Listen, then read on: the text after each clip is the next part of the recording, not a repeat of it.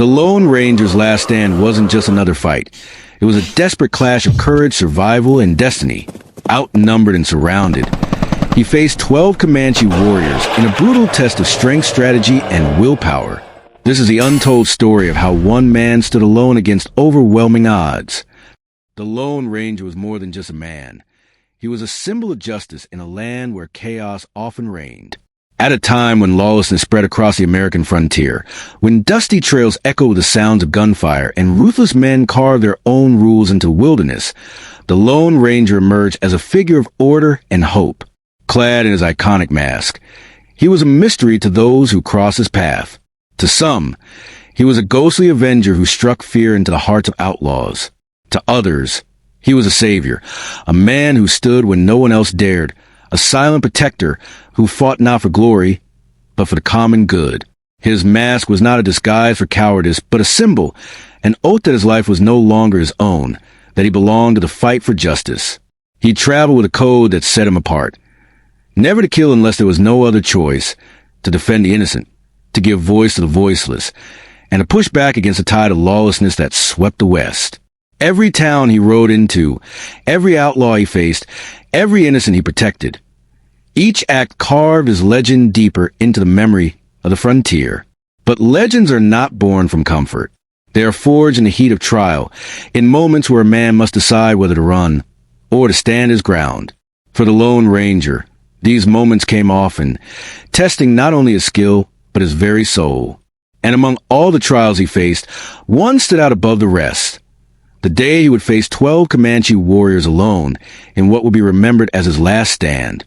The story of the Lone Ranger's last stand begins not in a crowded town or a bustling saloon, but in the unforgiving silence of the wilderness. The land stretched wide and endless, a raw canvas of jagged cliffs, sun-scorched plains, and dusty trails that twisted through valleys where shadows lingered like hidden threats. The frontier was both beautiful and merciless, a place where a man could vanish without a trace, and where every step carried the weight of uncertainty. It was here, in the heart of this vast and untamed country, that the Lone Ranger found himself. The air was thick with heat, shimmering across the desert floor, while the wind carried the faint cries of distant eagles circling high above the cliffs. The silence of the land was broken only by the crunch of hooves against gravel and the rustle of dry brush under the hot sun. This was Comanche territory, sacred ground to the warriors who had lived and fought upon it for generations. To ride through was not simply a journey. It was an intrusion, one that came with great risk. The Lone Ranger knew this well. He had crossed these lands before, but this time was different. The terrain seemed to close in around him, the red rock walls of the canyon narrowing, giving him fewer paths to escape. Every shadow felt like a watchful eye, every gust of wind like a whispered warning. The battlefield was chosen not by him, but by the land itself, a natural trap, a crucible where the odds would weigh heavily against him.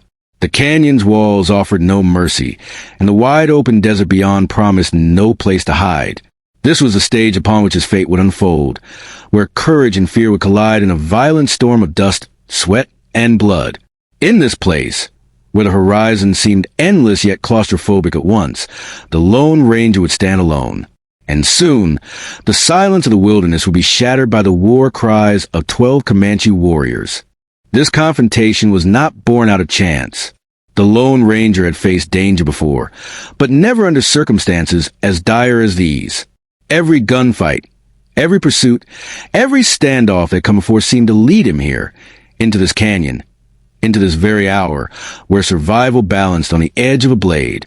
The Lone Ranger had been tracking a band of outlaws, men who had terrorized settlements, stolen from travelers, and left trails of destruction behind them.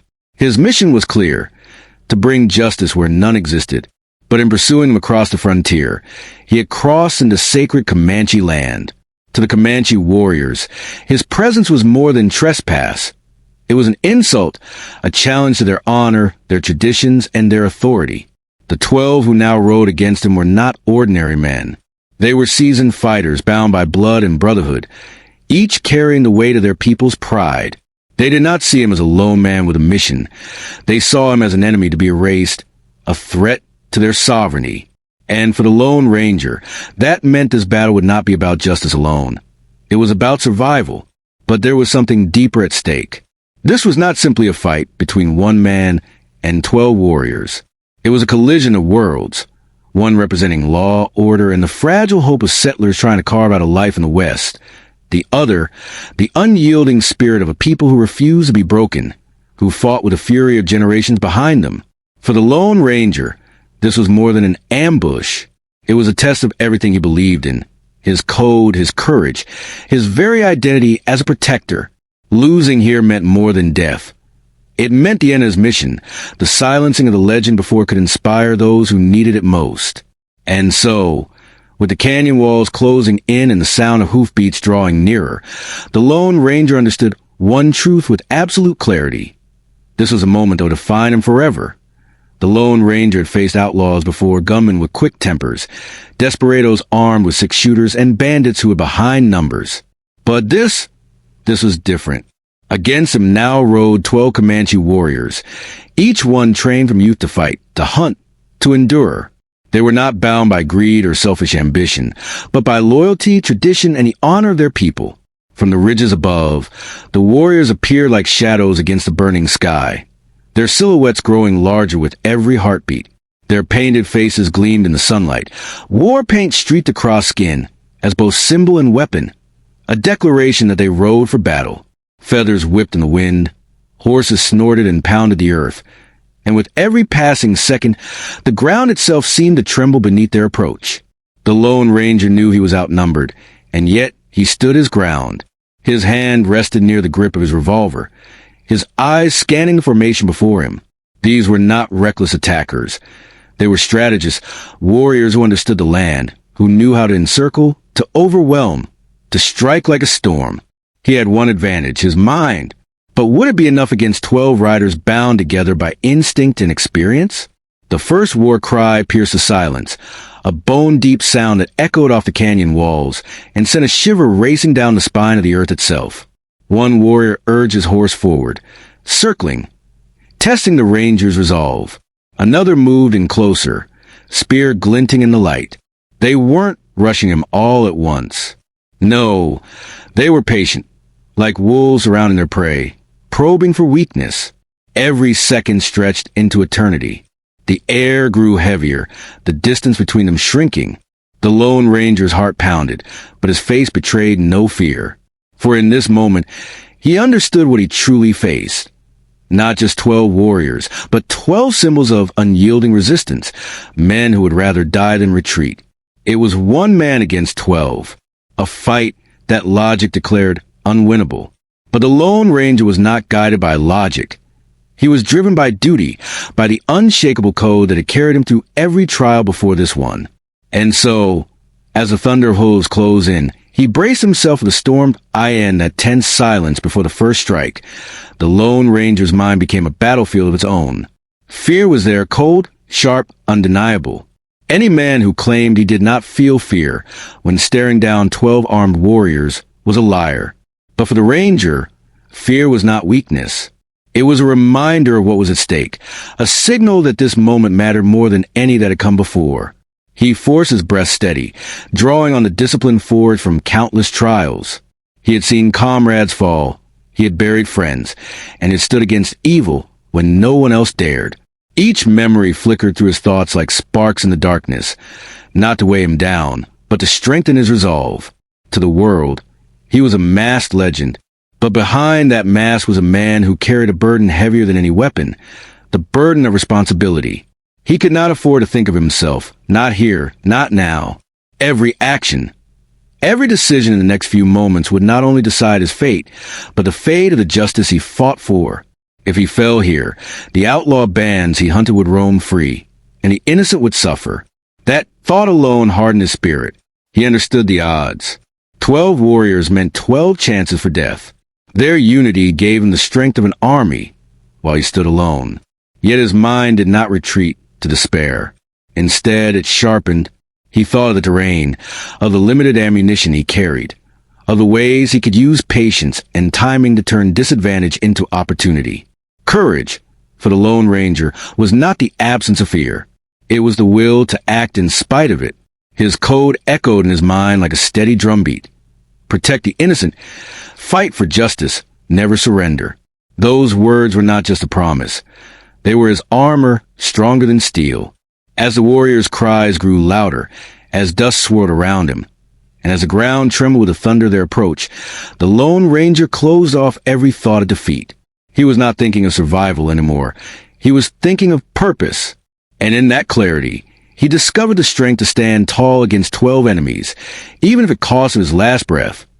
The Lone Ranger's weapons were not many, but in his hands, they became instruments of precision and survival. On his hip rested his trusted Colt .45 revolver, polished, reliable, and fast.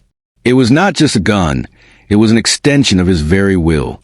Every notch on its barrel told a story not of slaughter, but of justice delivered in the heat of battle. He carried only a handful of bullets, each one more precious than gold in a moment like this. Every shot had to count. Every pull of the trigger calculated with absolute discipline. Across his saddle hung a Winchester repeating rifle, its wooden stock worn smooth from years of use. This was his long arm, the weapon he could rely on when enemies came from afar. But even this had limits. Ammunition was scarce, and he knew that when the last cartridge was fired, it would be his wits and his resolve that would decide the outcome. A knife was strapped to his belt, simple but sharp, a tool for survival as much as a weapon for close combat. The glint of its blade was a reminder that should the fight close in too tight for bullets, he would not go down without steel in his hand. Yet compared to Comanche warriors, the Ranger was both advantaged and disadvantaged. The warriors carried long spears, tomahawks, and finely crafted bows. Their arrows flew with deadly accuracy, honed by a lifetime of practice on horseback. They could strike from a distance without reloading, their quivers holding far more than the Lone Ranger's belt of bullets. Their spears gleamed in the light, designed for thrusting and throwing, while their tomahawks promised brutal efficiency in close quarters. But weapons alone did not decide battles. The Comanche were masters of mobility, shooting arrows while their horses galloped full speed, maneuvering with breathtaking agility. They carried the rhythm of the earth and sky in their movements. The Lone Ranger knew this well. He also knew that while they had numbers and speed, he had accuracy, patience, and a mind sharpened by countless encounters with death. Every weapon he carried had its purpose. Every weapon they carried had its own danger. This fight would not be won by firepower alone. It would be won by timing, resourcefulness, and the cold, unyielding will of a man who refused to surrender. The silence shattered in an instant. A cry tore through the canyon air, fierce and piercing, as the first Comanche warrior urged his horse into a full charge. The thunder of hooves echoed off the rock walls, dust exploding upward in a storm as the ground shook beneath their weight. The Lone Ranger's hand moved like lightning, his Colt .45 drawn, arm steady, eyes locked. He waited, heart pounding, letting the warrior come closer, closer, closer, until the moment struck. The revolver roared, a crack of thunder in the desert stillness. The bullet cut through the air with surgical precision, striking its mark. The first warrior tumbled from his horse, the ground swallowing him in a cloud of dirt. But there was no time to savor the victory. Even before the echo faded, two more Comanche riders closed in, arrows whistling to the air like deadly serpents. The Ranger ducked, the shaft of an arrow grazing his shoulder as it slammed into rock behind him. Pain seared, but he did not falter. In one motion, he swung his Winchester rifle from the saddle, bracing it against his arm. The lever clacked, the barrel flashed, and another rider was thrown backward, his bow slipping from his hands as he crashed into the dust. But the Comanche were not reckless. They adapted instantly, circling him like wolves around prey, their war cries echoing from every direction. Spears jabbed from horseback. Arrows rained from above. The Lone Ranger moved with precision, dodging behind rocks, rolling through the dirt, returning fire only when the chance was perfect. Each bullet was a decision. Each shot had to matter. One warrior rode low, nearly lying against his horse's flank, spear extended. The Ranger sidestepped at the last second, his knife flashing from his belt. With a quick strike, he drove the blade into the shaft, splintering it in half as the horse thundered past. He spun back, revolver raised, forcing another attacker to pull his horse sharply aside to avoid a fatal shot. The canyon erupted into chaos, dust, smoke, shouts, and gunfire blending into a storm of survival. This was no longer a standoff of man versus man. This was a test of endurance, of instinct, of who could last longer in the storm. And though he was just one against many, the Lone Ranger stood firm, his will unbroken, his eyes fierce with the fire of a man who refused to fall. The Comanche did not fight like ordinary men. They were not reckless bandits or untrained mobs. They were warriors shaped by generations of survival, masters of battlefield that others barely understood. Each rider moved with the precision of instinct, their formation shifting like water, fluid and relentless, leaving no opening for the Lone Ranger to exploit. They circled him in wide arcs, their horses kicking up storms of dust that clouded the air and blurred his sight. From within that haze came arrows, silent and swift, loosed in perfect rhythm. One arrow shattered against the rock beside him. Another skimmed his arm, tearing fabric and drawing blood. The pain burned, but the ranger clenched his jaw, refusing to yield. Their strategy was clear: wear him down. They would not throw themselves recklessly against his bullets.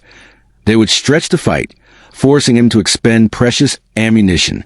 Every shot he fired was one less in his belt, and the Comanche knew, sooner or later, the sound of his gun would fall silent. Two warriors feinted an attack from the front, spears flashing in the sunlight. The ranger raised his revolver, ready to fire, only to feel the whistle of an arrow streaking from behind. He twisted at the last second, the shaft grazing his ribs, a warning of just how coordinated his enemies were. They struck not as individuals, but as a single mind, each move designed to pull his attention in one direction while danger came from another. Their horses, too, were weapons. The warriors leaned low against their steeds, nearly invisible targets, arrows flying from beneath galloping manes. Some rode at impossible angles, firing sideways or backward, without ever breaking stride. Their skill was unmatched, their unity unbreakable. The canyon itself became their ally. They drove him deeper into narrow passageways, where his movements grew limited, where every rock face became a trap waiting to close around him. Dust choked his lungs, sweat stung his eyes, and still they pressed on, relentless, unyielding. For the Lone Ranger, this was no longer a simple fight. It was survival against an enemy who knew every trick, every angle, every way to break a man before killing him. They would not try to overwhelm him in a single charge. They were dismantling him piece by piece, arrow by arrow, minute by minute. Yet, in the heart of this storm, the ranger stood tall, battered but unbroken. For he knew one truth: if he gave into their rhythm, if he allowed himself to be trapped in their game, his legend would end here in this canyon of dust and blood. The Lone Ranger knew he could not match the Comanche Warriors in numbers or endurance. If he fought on their terms, circling and clashing until his ammunition was gone, he would be finished. His only chance was to change the rhythm of the battle, to think not like the hunted, but like the hunter. He pressed himself against the jagged canyon wall, using the rocks as both shield and weapon. Instead of firing wildly into the dust, he waited, listening, watching, feeling the rhythm of their attack. Each rider's movements had a pattern. The swoop of a spear, the arc of an arrow, the way they circled in waves. The Lone Ranger studied it, memorized it, and then acted. When one warrior charged low, spear angle for his chest, the ranger did not meet him head-on.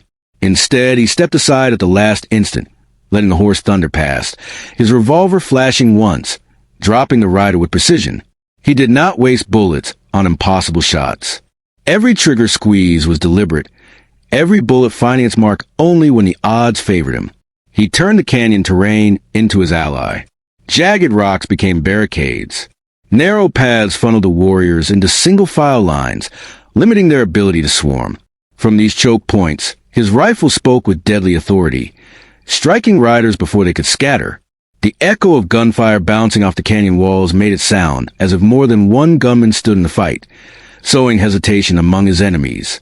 Even the dust, thick and choking, became a weapon in his hands. When the warriors charged through it, their vision blurred, their targets uncertain, while the ranger crouched low, steadying his aim, firing into the haze as if it were smoke on a battlefield. Still, it was not brute force that kept him alive. It was patience. He refused to be drawn into their chaos. He slowed the fight down, forcing the warriors to come to him, striking only when he held the advantage. To them, it was a storm of motion. To him, it became a deadly chess match. Every move countered, every opening exploited. The warriors had unity, but the ranger had calculation. He fought with the mind of a tactician and the heart of a man who had nothing left to lose. And in that canyon, even against 12, his strategy began to shift the balance, proving that a single man with clarity and could stand against overwhelming odds, if only for a time. I know man, no matter how strong, can fight forever. As the battle raged on, the Lone Ranger began to feel the weight of exhaustion pressing down upon him. His lungs burned with every breath, choked by dust and smoke. Sweat stung his eyes, blurring his vision, and every muscle in his body screamed with fatigue. His revolver felt heavier with each shot, his rifle slower to lift, as if the weapons themselves were conspiring against him. The warriors sensed it. Their circling grew tighter, their attacks bolder, their war cries sharper with confidence. Arrows struck closer now, one grazing his arm and drawing blood that ran down his sleeve. A spear slashed across his leg, tearing through cloth and skin, forcing him to stagger. The sting of wounds combined with the pounding ache of exhaustion, and for the first time, doubt crept into his heart. His bullets were running low. He could feel the weight of his dwindling ammunition with every shot. Each cartridge he fired was one step closer to silence, one step closer to being defenseless in a canyon filled with enemies. He had always known this fight was impossible to win, but now the reality of it pressed against him like the walls of the canyon itself, closing tighter and tighter. In one desperate moment, a rider came too close. The Lone Ranger raised his revolver, but the hammer clicked empty. No bullet. The sound was louder than any war cry, louder than the thunder of hooves. For a fraction of a second, his legend nearly ended, but instinct took over. With a surge of will, he drew his knife, slashing upward just in time to drive the attacker back. The blade caught the light, a reminder that even without bullets, he would not fall quietly. But still, the toll was undeniable. His chest heaved, his limbs trembled, and blood stained the ground where he stood. The canyon floor was littered with broken shafts, dropped spears, and the fallen, evidence of ferocity, but also the relentless storm pressing in against him. These were his moments of desperation, the times when survival seemed impossible, when the thought of defeat whispered in his ear like a shadow. And yet, even then, when his strength waned, when his weapons failed, when his body cried for rest, his spirit refused to surrender. Just when it seemed the battle would crush him, when every breath felt like his last and the warriors pressed closer with relentless fury, the Lone Ranger found something within himself, a spark that refused to die. His body was battered, his ammunition nearly spent, but his mind sharpened to a deadly clarity. Desperation became focus, pain became fuel, and in that instant the fight shifted.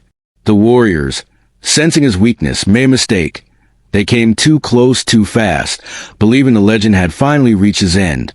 One rider leaned in with a spear, sure to kill. But the ranger, calm in the chaos, sidestepped at the last possible second, seizing the shaft and wrenching it free. With a swift motion, he drove the weapon into the ground, unseating the rider and sending him crashing into the dust. The warrior's fall jolted the others. It was proof that this fight was far from over. Seizing the moment, the Lone Ranger swung his Winchester rifle to his shoulder. His hands trembled, but his aim was true. One shot cracked, then another, echoing to the canyon walls. Two more riders fell, their horses scattering in confusion.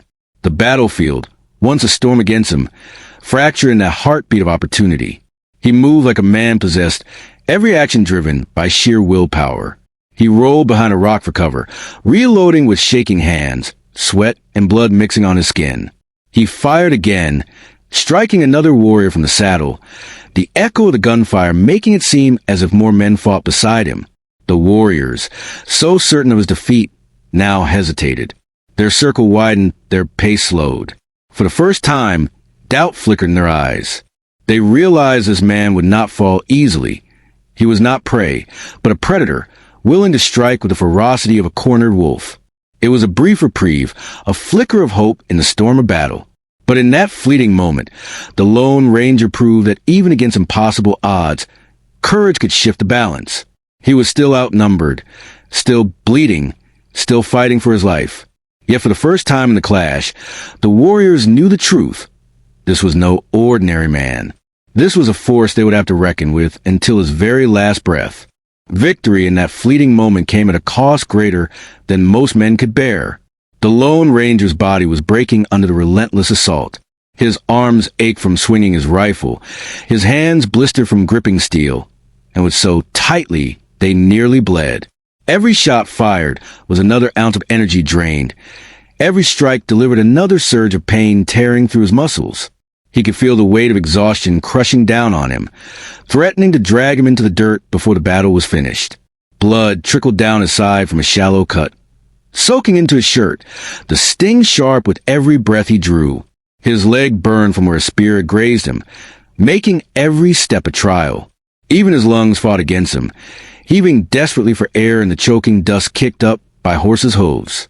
Yet he stood wounded, bruised, but unbroken. But the real price was not just physical.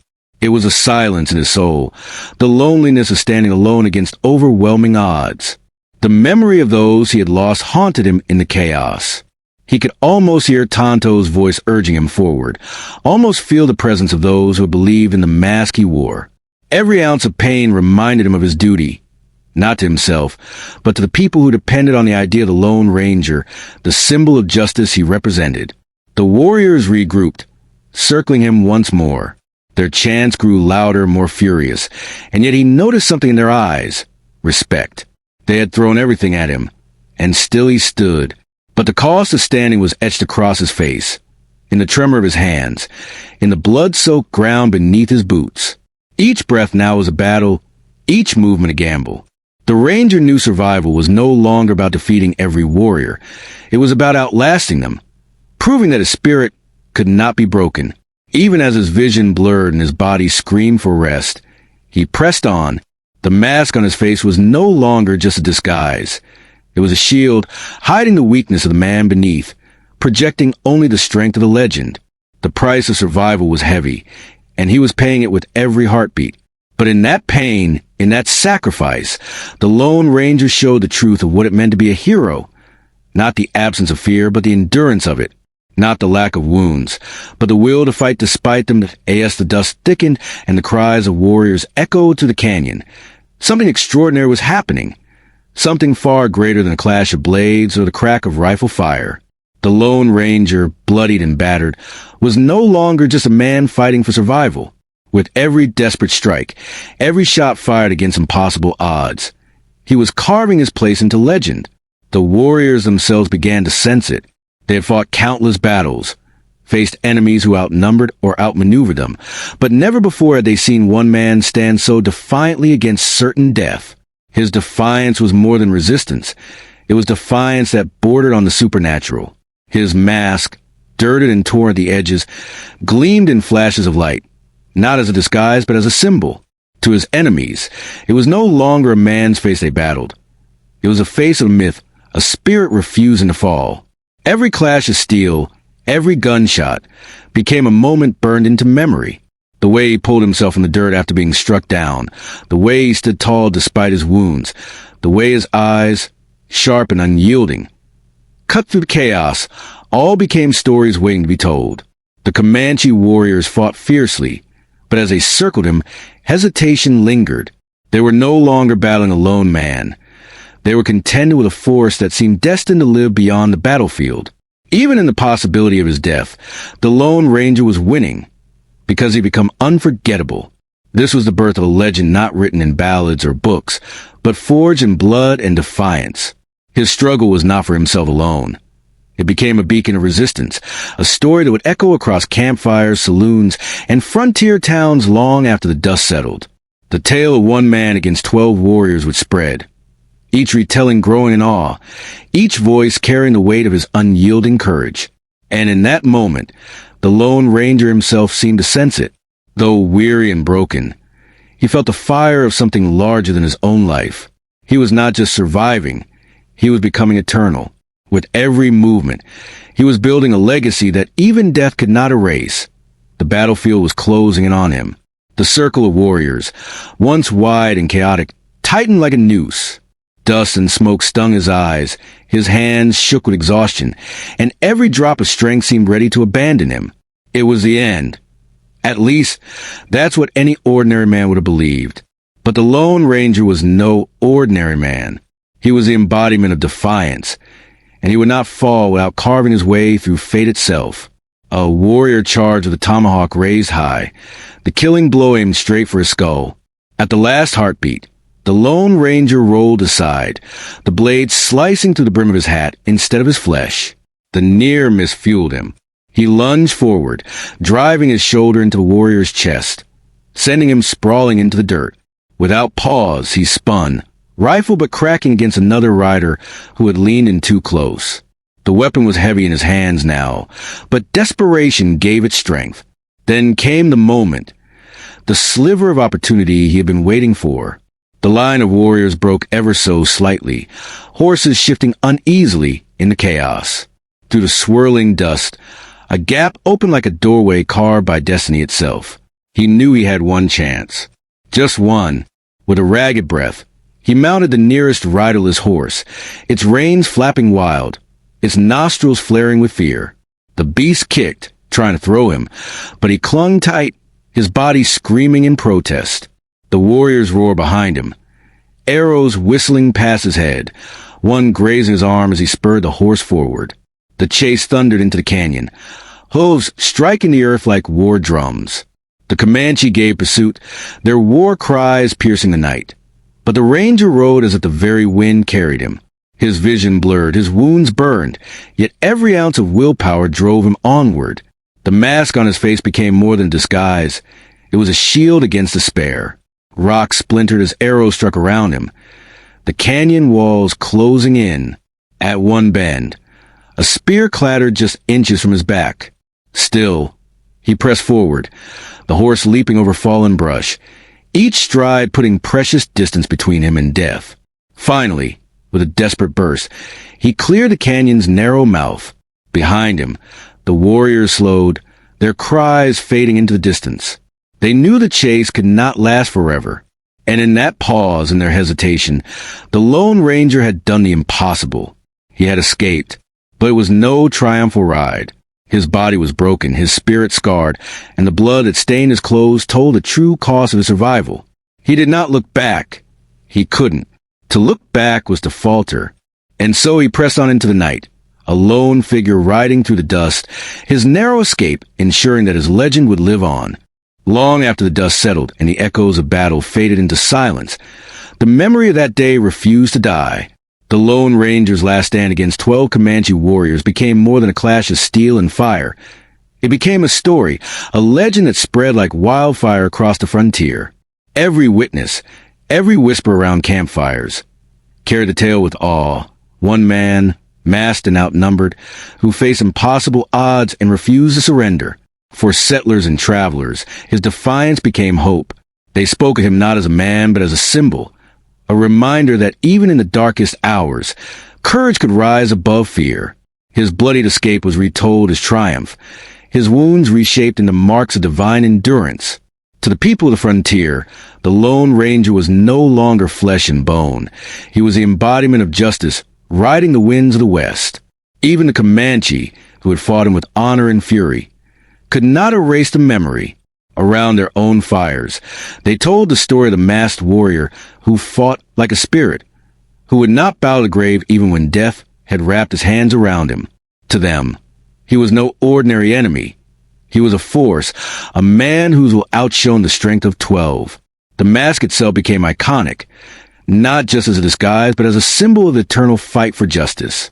Wherever the story traveled, saloons filled with smoke, lonely ranch houses on the plains, crowded stagecoaches rumbling through deserts. Men and women alike leaned in to hear the tale.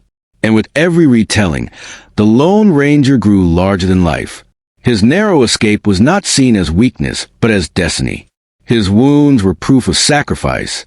His defiance, his survival, and his unyielding courage ensured that his name would never fade into the dust of history. In the end, the Lone Ranger's last stand was not merely a battle. It was the birth of a legacy that would inspire generations to rise when outnumbered, to fight when defeat seemed certain, and to believe that even one soul, standing tall, could change the course of history. And so, as the dust settled on that blood-soaked canyon, the Lone Ranger rode into the horizon, wounded, scarred, but unbroken. His body carried the weight of every strike. His soul carried the burden of every choice. Yet his spirit burned brighter than ever. The world would never forget that day. It was not just a battle between one man and 12 warriors. It was the proof that courage can outlast fear, that justice can defy death, and that legends are not born in comfort, but in fire. He did not ride for glory. He did not ride for applause. He rode because he had to, because the mask was more than cloth, more than a disguise. It was a promise that no matter how dark the night, there would always be one man willing to stand, even if he stood alone. And as the silhouette faded into the setting sun, the legend of the Lone Ranger lived on, not as a tale of survival, but as a timeless reminder. Heroes may bleed, heroes may fall, but true legends, they never die. He was no longer just a rider in the West. He had become eternal.